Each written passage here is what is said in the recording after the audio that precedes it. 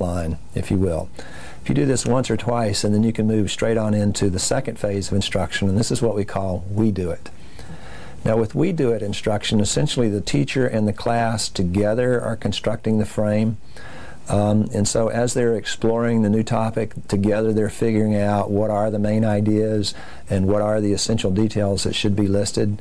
A lot of teachers will actually develop one of these ahead of time but not show it to students, and that way as they're seemingly co-constructing it with the class, they make sure that the really essential stuff is actually noted on the frame.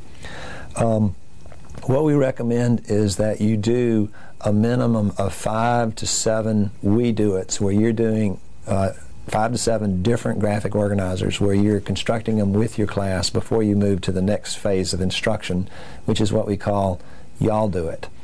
Now with Y'all Do It, students are working collaboratively or in cooperative learning pairs or teams to develop the frame. At this point, the teacher is not really involved in the construction and the information that goes on the frame, but rather acts more as a guide on the side or out of the way altogether.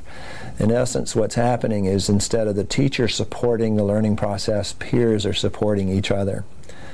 And so we're going to first use I Do It to introduce the frame, and then we co-construct it 5 to 7 times, different times, and then we start incorporating cooperative learning activities into the instruction.